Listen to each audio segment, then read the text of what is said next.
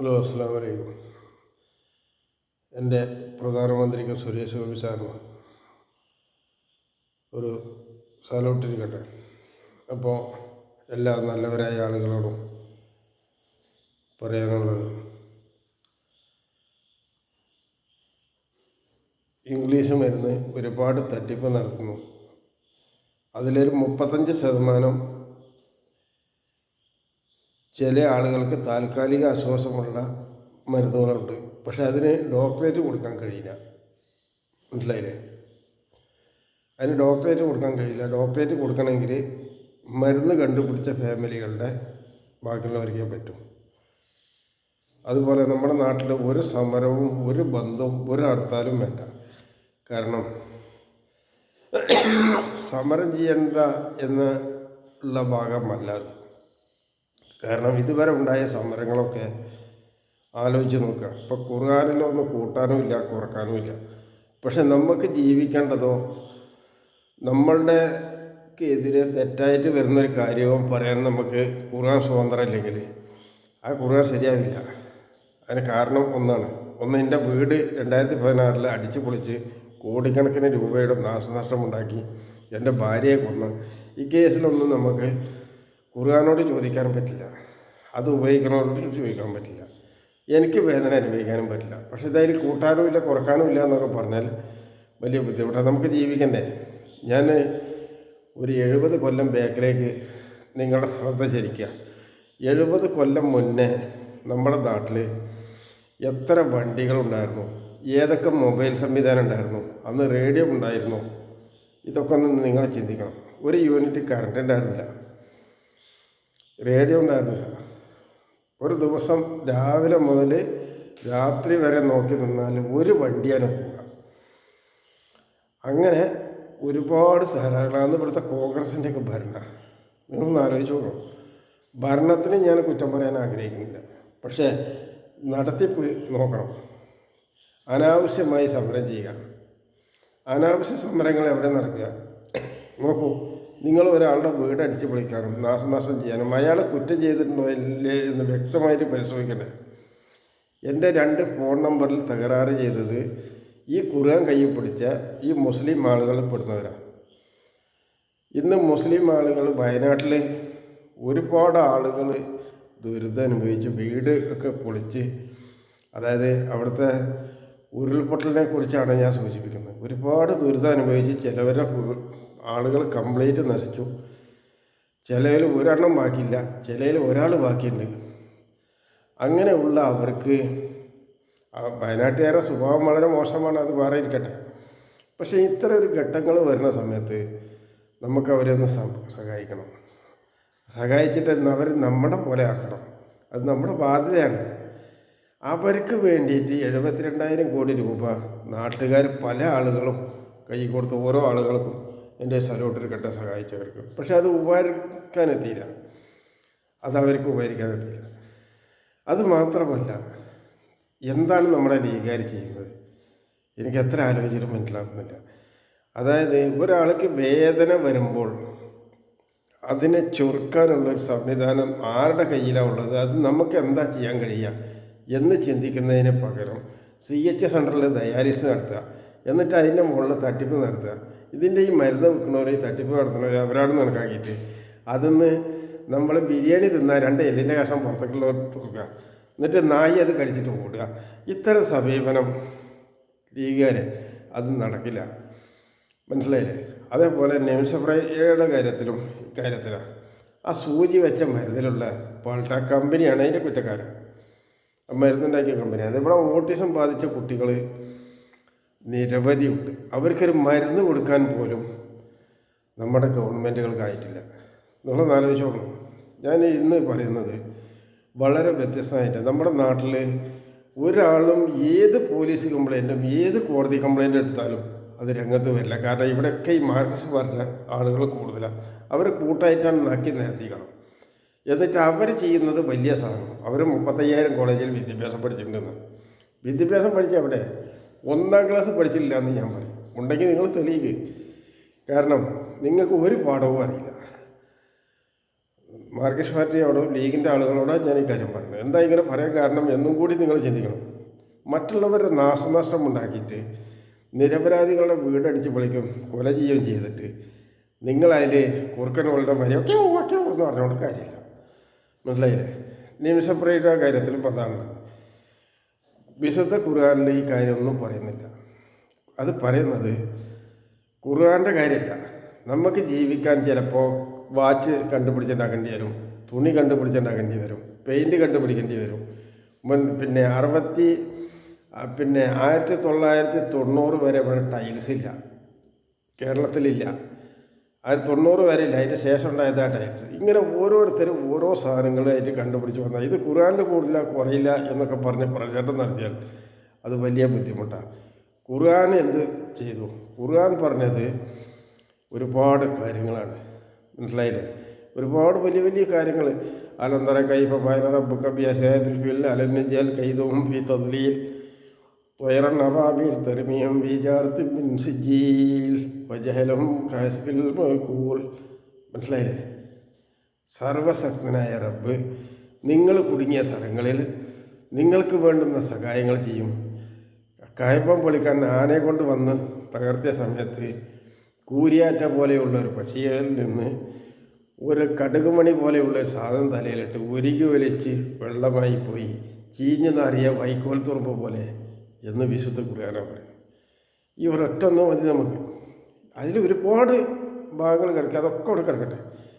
ഞാൻ അതിനെക്കുറിച്ചൊന്നും പറയുന്നില്ല, എടുക്കാൻ പറയുന്നില്ല, അത് മോശമാക്കാൻ പറയുന്നില്ല. അവിടുത്തെ ഒരു കാര്യം, കാരണം ആനയെ കൊണ്ട് ഒരുപാട് ആളുകൾ വന്ന് കുത്തി നിർത്താൻ വരുമ്പോൾ നമ്മളെ കൊണ്ട് അതിന് കഴിവില്ല. അപ്പോൾ സർവശക്തനായ റബ്ബിന് അതിന് കഴിവുണ്ട്. അതിനുള്ളൊരു പാഠമാണ് വിശുദ്ധ ഖുർആൻ. അത് നിങ്ങളുടെ ഈ തോന്നിയാസം കളിക്കാനുള്ളതല്ല. ഒമാനിലെ നിമിഷപ്രിയനെ പിന്നെ ആ സൂചി വെച്ച വകയിൽ ഒരു 2 മാസം ശിക്ഷിക്കേണ്ട വകുപ്പിന് ഇത്രയും കൂടുതൽ വകയില്ല ആ സൂചി വെച്ചത്. കാരണം കുറ്റം ചെയ്തവരെ ശിക്ഷിക്കുക എന്നൊരു കണക്കുണ്ട്. കുറ്റം ചെയ്ത തോതിനനുസരിച്ച് അവർക്ക് വധശിക്ഷയൊന്നുമല്ല. അവരിത്തരത്തിൽ പരാതിപ്പെട്ടിട്ടുണ്ടെങ്കിൽ അവർ നസ്രാണി എന്ന രീതിയിലൊന്നുമല്ല ഞാൻ പറഞ്ഞു. ഒരു മനുഷ്യനെയും ചെയ്യാൻ പാടില്ല, നസ്രാണി മാത്രമല്ല. ഇപ്പോൾ ഇസ്രായേൽ മനഃപൂർവ്വം കൂട്ടക്കൊല നടത്തിയിട്ട് ആ പിഞ്ച് കുട്ടികളെ കൊന്നിട്ടുണ്ട്. അവർക്ക് എന്ത് ശിക്ഷ കൊടുക്കാൻ പറ്റും? അവർക്ക് വധശിക്ഷയെ കുറഞ്ഞൊന്നും കൊടുക്കാൻ പറ്റില്ല. എന്താ കാരണം? അവരങ്ങനത്തെ കരുതി കൂട്ടി ചെയ്തു. അതാണ് ഏറ്റവും വലിയ അത്ഭുതം. കരുതി കൂട്ടി ചെയ്തു. ഒമാൻ്റെ ഈ തീരുമാനങ്ങളും കരുതി കൂട്ടി ചെയ്തു. ഇതിൻ്റെ ഇടയ്ക്ക് ഒരു വില്ലൻ വേറെ ആയിട്ടുണ്ട്. അതിനെക്കുറിച്ചൊന്നും എനിക്ക് പറയാൻ എനിക്ക് അർഹതയില്ല, ഞാനത് പറയാൻ നിൽക്കുന്നില്ല, എനിക്കതിൻ്റെ ആവശ്യമില്ല. എനിക്ക് ഈ ഒരു കാര്യം പറയാം, ബാക്കിയൊന്നും നോക്കേണ്ട കാര്യമില്ല. മനസ്സിലായില്ലേ? ഒരു ജഡ്ജിമെൻ്റ് തീരുമാനം എന്ന് പറഞ്ഞാൽ മറു സൈഡിൽ ഓരോ രാഷ്ട്രങ്ങളിൽ കടന്നു കയറിയിട്ട് അവരെ ആക്രമിക്കൽ എൻ്റെ ജോലിപ്പെട്ടാൽ അത് ഞാൻ ചെയ്യൂല. അത് ഞാൻ റെക്കമെൻഡേഷനും പറയില്ല. അത് നിങ്ങൾ വേണമെങ്കിൽ ചെയ്യാൻ വേണേ ചെയ്യണ്ട. ഒരു കാര്യം ഞാൻ മലയാളികളോട് പറയാം, നുണ പറയാൻ കൂട്ടുന്നത്. അത് അവൻ നിങ്ങളുടെ മുന്നിൽ നസ്രാണി ആവട്ടെ, ജർമ്മനാവട്ടെ, മറ്റുള്ളാവട്ടെ. ഒന്നാമത് ഞാൻ ഇവിടെ ഒരു കാര്യവും പറയട്ടെ. നമ്മുടെ നാട്ടിലെ ഞാനൊക്കെ 63 വർഷം നന്നായിട്ട് ജോലി ചെയ്തിട്ടുണ്ട്. അപ്പോൾ എൻ്റെ നാട്ടിലെ പട്ടികജാതിക്കാർ ഇവരെ 30 വർഷത്തെ കലണ്ടർ എടുത്ത് വെച്ച് അതിൽ ഇവർക്ക് പണിയെടുക്കാനുള്ള ഒരു ഡേറ്റ് അതിലുണ്ടാവില്ല. കാരണം അടുത്ത വീട്ടിലെ കല്യാണം, 28, 16, പൂരക്കുരിക്കൽ, ഇങ്ങനെ മദ്യപിക്കാൻ വിവിധ കാരണങ്ങൾ അവർ കണ്ടെത്തും. ജോലി ചെയ്യാൻ ഒരു സ്ഥാപനമില്ല. അത് മലയാളികൾ ജോലി ചെയ്യുന്നില്ല എന്ന് പറഞ്ഞിട്ട് ഇവരുടെ പേരിൽ ഞങ്ങളെ നിർത്തണ്ട. ഞങ്ങൾ ശരിക്കും രാത്രി പകലും ഒരുമിച്ച് ജോലി ചെയ്തിട്ടുണ്ട്. രാത്രി ഉറങ്ങാൻ വരുമ്പോൾ 2 മണി കാലുണ്ട്. 2 മണിക്ക് ശേഷം ഉറങ്ങിയിട്ട് രാവിലെ 6 മണിക്ക് എണിക്കണമെങ്കിൽ നിങ്ങളൊന്ന് ചിന്തിച്ച് നോക്ക്. അതങ്ങനെ. അത് കെട്ടിടം പണിയാണ്. പിന്നെ കൃഷിപ്പണിയിൽ ഇതിന് സ്റ്റോക്കാണ്. പകൽ ഫുള്ളായിട്ട് കന്ന് പൂട്ടണം, അതിൽ ചാണകം കോരിയിടണം, അതിൽ തോല് വെട്ടിയിട്ട് അതിൽ കൊടുത്തിടണം. അത് കഴിഞ്ഞ് ഇതിന് വെള്ളം തിരിക്കണം, ഇത് രാത്രി തിരിക്കണം. നമ്മൾ വെള്ളം കെട്ടി വെച്ച് ഇങ്ങോട്ട് വരുമ്പോൾ മറ്റവനെ തുറന്നിടണം. മനസ്സിലായില്ലേ? മറ്റോന്ന് പറഞ്ഞത് പോലെ മറ്റേ കൃഷിക്കാരുണ്ട്, അവൻ്റെ കാര്യമേ പറഞ്ഞു. അല്ലാതെ മറ്റോന്ന് പറഞ്ഞിട്ട് ഇവിടെ ഒരാളിറങ്ങിയില്ല. അതായത് നമ്മൾ എങ്ങനെ മുന്നോട്ട് പോകുന്നു അതിനെ ചൂഷണം വെക്കാൻ എക്കാലത്തും ഓരോരുത്തരും തയ്യാറായിരുന്നു. അതായത് ഇതിലൊന്നും കൺട്രോളിങ് കുറവ് എല്ലാ മേഖലയിലും കൺട്രോളിങ്ങിൻ്റെയാണ് ഈ സാധനം. അപ്പോൾ അവിടെ ഞാൻ നിങ്ങളോട് ഇന്ന് പറയുന്നത്, ഇന്ന് 20 ജൂലൈ 2025 എന്ന് പറയുന്നത് ഞാൻ കേരളത്തിൻ്റെ മുഖ്യമന്ത്രി ആവണമെങ്കിൽ നിങ്ങൾ കൈ പൊതിച്ച് നിങ്ങൾ സെപ്പറേറ്റ് തീരുമാനങ്ങൾ വരണം. ഇലക്ഷൻ കമ്മീഷൻ്റെ തീരുമാനത്തിന് ഞാൻ നിൽക്കില്ല. അതിന് കാരണമുണ്ട്, പല കാരണങ്ങളും എനിക്ക് നിർത്താണ്ട്, എൻ്റെതായ കാരണം നടത്താണ്ട്. ഞാൻ നിയമം മാറ്റി ഉണ്ടാക്കിയല്ല, ആ നിയമത്തിൽ എനിക്ക് വിശ്വാസമില്ല. എന്താ കാരണം എന്ന് വെച്ചാൽ കള്ളത്തരം ചെയ്തുകൊണ്ട്. കാരണം 7000 കൊല്ലം മുമ്പേ മരിച്ചുപോയ ആളുകൾ ലോൺ എടുക്കുക, അവർ വോട്ട് ചെയ്യുക എന്നതൊക്കെ എൻ്റെ മുന്നിൽ വലിയൊരു വിഷയമാണ്. ഇവിടെ വോട്ട് ചെയ്യാനുള്ളത് ഈ നാട്ടിൽ ജനിച്ച ആളുകൾ, ഇവിടെ ജോലി ചെയ്യുന്നവർ, അവർക്കാണ് അവരെ സമ്മതിദാന അവകാശങ്ങൾ പറയാനുള്ള അധികാരമുള്ളൂ. അതുപോലെ തന്നെ ഇവിടെ ഒരു ദുരിതം അനുഭവിക്കേണ്ട ഒരു പോലീസിന് കംപ്ലയിൻറ്റ് കിട്ടിയാൽ പോലീസിൻ്റെ 3 ഭാഗമായിട്ട് വരണം. ആദ്യക്ക് 2 പേരെ എക്കോൺസ്റ്റബിൾ ഒരു പോലീസുകാരനും വന്നിട്ട് അതെന്താണെന്ന് നോക്കിയിട്ട് അവരോട് സ്റ്റേഷനിലേക്ക് വരാൻ പറയണം, നമുക്കിത് ചർച്ച ചെയ്യാം എന്ന് പറയണം. അത് നല്ല നിലയിലായിരിക്കണം. ഈ പോലീസുകാരന് മര്യാദഘട്ട പെരുമാറ്റം പോലീസുകാരിൽ നിന്നോ പോലീസുകാരനോ ഉണ്ടായാൽ രണ്ടാമത്തെ വിഭാഗം ചൂരൽ കൊണ്ടടിക്കാനൊരു വിഭാഗം വേണം. ചൂരലും കൊണ്ടടിക്കാൻ വരും. അത് അടിയായിരിക്കാമെന്നൊന്നും എനിക്കറിയില്ല, ആ സാധനം എൻ്റെ അല്ല. ആ ചൂരൽ കൊണ്ട് അടിക്കാൻ വന്ന ആളുകൾ പൊതുജനം നേരിട്ട അവർക്ക് വലിയ സംവിധാനമുണ്ട്. അപ്പോൾ പോലീസുകാരെ ഇവരെ സംരക്ഷിക്കാനുള്ള നിയമസാധ്യത ഗവൺമെൻറ്റുകൾക്കുണ്ട്. അതുകൊണ്ട് തന്നെ അതിൻ്റെ ബാക്കിൽ ഒരു 10 തോക്കും കൊണ്ട് 10 പോലീസുകാർ ഉണ്ടാവും സിവിൽ ഡ്രസ്സിൽ. മനസ്സിലായില്ലേ? ആ സിവിൽ ഡ്രസ്സിലുള്ളവർ ഇവരെ തല്ലുകൊണ്ട് അവർക്ക് തകരാറ് വന്നാൽ അവിടെ ഇറങ്ങിയിട്ട് അപ്പം ആർക്കാ കണ്ടെന്ന് വിചാരിച്ചാൽ 4 ബുള്ളറ്റ് നൽകുക. അതെൻ്റെ ഒരു തീരുമാനമാണ്. കാരണം മര്യാദക്ക് പറഞ്ഞിട്ട് ഒതുങ്ങാത്തതുണ്ടെങ്കിൽ അവൻ ഇവിടെ വേണ്ട. മനസ്സിലായില്ലേ? അത് ആരായാലും ശരി. ചിലപ്പോൾ ഈ നിരപരാധിയായ പോലീസുകാരായിരിക്കും ഇതുണ്ടാവുക, പക്ഷേ ഈ വെടി കൊണ്ടു കഴിഞ്ഞാൽ ഉടനെ അവനെ കുറ്റവാളിയായിട്ട് മാറി. മനസ്സിലായില്ലേ? അതെന്താ അങ്ങനെ വരണമെന്ന് വിചാരിച്ചാൽ അതൊക്കെ ഓരോരുത്തരും നിങ്ങൾ ചിന്തിക്കാൻ വേണ്ടിയിട്ടേ കാര്യങ്ങൾ പറഞ്ഞു. നമ്മളെ റവന്യൂ ഡിവിഷൻ്റെ ഒരു ഓഫീസിലും ഒരു ജീവനക്കാരും ജോലി ചെയ്യുന്നില്ല. ഈ കാലം അത്രയും ചെയ്തിട്ടില്ല. ഒരു കാര്യവും അവർ ചെയ്തില്ല. അവരെ ശമ്പളം എടുക്കും, അവർക്ക് തോന്നുന്നവർക്ക് എന്തെങ്കിലും ചെയ്യും, മറ്റത് ഒഴിവാക്കും. അതുപോലെ പോലീസ് സ്റ്റേഷനിലും ഒരാളുടെ രേഖയും ഇതുവരെ റെക്കോർഡ് ചെയ്യപ്പെട്ടിട്ടില്ല. മാത്രമല്ല നിങ്ങളുടെ ഒരു കാര്യവും പരിഗണിക്കാൻ പറ്റില്ല. അപ്പോൾ ഇതിനൊക്കെ ഒരു തീരുമാനം വരണമെങ്കിൽ ഞാൻ മുഖ്യമന്ത്രിയായിട്ട് എൻ്റെ ഏകദേശം ഒരു 3-4 കൊല്ലം ഇതിൻ്റെ ഇടയിൽ കൂടെ വർക്കിങ് നടന്നിട്ടാണ് കിടത്താം. ഒരു ദിവസം കൊണ്ടൊന്നും ഈ സാധനമൊന്നും ശരിയാക്കാൻ പറ്റില്ല, 10 ദിവസം കൊണ്ടും പറ്റില്ല. മനസ്സിലായില്ല? ആദ്യം വേണ്ടത് ഇതിന് ഓരോ ഘട്ടങ്ങളുണ്ട്. റവന്യൂ ഡിവിഷൻ്റെ മുഴുവൻ ഫയൽ പിടിച്ചെടുക്കണം. അതിൽ പല ആളുകളും തന്ന കംപ്ലൈൻറ്റുകൾ ഉണ്ടോ, ആ ആളുകളോടൊക്കെ ഈ നിങ്ങൾ പറഞ്ഞ കംപ്ലൈൻറ്റ് ഒരിക്കൽ കൂടി രജിസ്റ്റർ ചെയ്യാനുമുള്ള അപ്ലൈ കൊടുക്കണം. അതിൽ നമ്മൾ മികച്ചത് തിരഞ്ഞെടുക്കണം. അതിൽ തിരഞ്ഞെടുത്തിട്ട് അതിന് പോരായ്മകൾ പരിഗണിക്കണം. മികച്ചത് തിരഞ്ഞെടുക്കണം. അതിൽ നല്ലതും കെട്ടതും ഉണ്ട്. അപ്പോൾ കെട്ടത് നിങ്ങൾക്ക് അറിയാമല്ലോ, നമുക്ക് കൊണ്ടുപോകാൻ പറ്റില്ല. കെട്ടത് ഇവൻ പാവപ്പെട്ടവനാണെന്ന് വെച്ചോണ്ടൊന്നുമല്ല. അപ്പോൾ 4 പേർക്ക് ജോലി ചെയ്യേണ്ടത് 4000 പേർക്ക് ജോലി ചെയ്യേണ്ടത് ഇങ്ങനെയൊക്കെയാണ്. വലിയ ജോലിയുള്ളവൻ്റെ ആദ്യം എടുത്തു. പിന്നെ അതിന് കുറച്ചുള്ളവർ, അതായത് 10 പേരുള്ള മുകളിലേക്ക് ജോലിയുള്ളവൻ്റെ സാധനം ആദ്യം എടുത്ത് മേശപ്പുറത്ത് വെക്കും. അതിന് 1ാമത്തെ ഫയൽ എന്ന് പേര് വെക്കണം. ആ ഫയൽ പേരിട്ട് അതിന് പൊല്യൂഷൻ, വേസ്റ്റ്, കുടിവെള്ളം, ഫയർഫോഴ്സ് ഇതൊക്കെ അതിൽ കൊണ്ടുവരാൻ ശ്രമിക്കും. മനസ്സിലായി? കൊണ്ടുവരാൻ വേണ്ടി ശ്രമിക്കും. പിന്നെ ഇതൊക്കെ വിജയിപ്പിക്കേണ്ട ആവശ്യം ഈ പരിസരത്തുള്ള എവിടെയാണോ കമ്പനി വരുന്നതിൻ്റെ പരിസരത്തുള്ളവർ സമരം ചെയ്യാണ്ട് ജോലിക്ക് ഇറങ്ങിക്കൊള്ളും. ഇവർക്ക് 16 മണിക്കൂർ ജോലി ഉണ്ടാവും. 12 മണിക്കൂർ 16 മണിക്കൂർ ജോലി ഉണ്ടാവും. 8 മണിക്കൂറാണ് ജോലിയുടെ സാധാരണഗതിയിലുള്ളത്. സമരം ബന്ധം അംഗീകരിക്കില്ല. സമരം ചെയ്യണമെങ്കിൽ വ്യക്തമായ കാരണങ്ങൾ വേണം. മനസ്സിലായില്ലേ? ആരെങ്കിലും കളവ് നടത്തിയതിൻ്റെ പേരിലാണെങ്കിൽ വിളിച്ച വന്നത് അവിടുത്തെ പോലീസുകാർക്കാണെങ്കിൽ കർശനമായിട്ട് കാണും ആ സാധനം. കാരണം കളവ് നടത്താൻ പാടില്ല, കളവ് നടത്തിയവനെ സപ്പോർട്ട് ചെയ്യാൻ പാടില്ല. അത് രണ്ടും ഉണ്ടെങ്കിൽ വ്യക്തമായിട്ടൊരു ധാരണ അവിടെ പോകുന്ന പോലീസുകാർ ചെയ്തിരിക്കണം. അത് ഒരു പോലീസുകാരനത് ചെയ്യാൻ പണിയാണ് വിചാരിച്ചാൽ രഹസ്യമായിട്ട് പോയിട്ട് തീരുമാനമിട്ടിട്ട് ഇവിടെ ബഹുമാനപ്പെട്ട രാഷ്ട്രപതിയുടെ ഓഫീസിൽ ആ രേഖ കൊടുത്തോളണം. അത് നിയമം, എൻ്റെ നിയമമല്ല. നമ്മൾ പരാജയപ്പെടുന്നിടത്ത് നീതിന്യായം രാഷ്ട്രപതിയുടെ ഓഫീസുമായിട്ട് ഒരു ബന്ധമുണ്ട് എന്ന് വെച്ചാൽ പാർലമെൻറ്റ്. അപ്പോൾ അതൊക്കെ എല്ലാവരും കൃത്യമായിട്ട് ചെയ്യണം എന്നാണ് എനിക്ക് പറയാനുള്ളത്. ഇവിടെ ഓട്ടീസം ബാധിച്ച കുട്ടികൾ ഇനി ഉണ്ടാവണ്ട. അതുപോലെ തന്നെ പിന്നെ 250 വയസ്സിൽ കൂടുതൽ പ്രായമുള്ള വൃദ്ധർ ഇവിടെ ഉണ്ടാവണം. അവരുടെ പല കാര്യങ്ങളും നമുക്കറിയണം. PC ജോർജിനെ പോലെ ഉള്ള ആളുകൾ ചൂടുള്ളത്, മണ്ടത്തരമുള്ളത്, നല്ലത് മണ്ടത്തരമൊക്കെ നമുക്ക് ഒഴിവാക്കാനുള്ളതാണ് വേറെ കാര്യം. പക്ഷേ അയാളെ കൊന്നു കളയണ്ട, അയാളത് പറഞ്ഞുകൊണ്ടിരിക്കട്ടെ.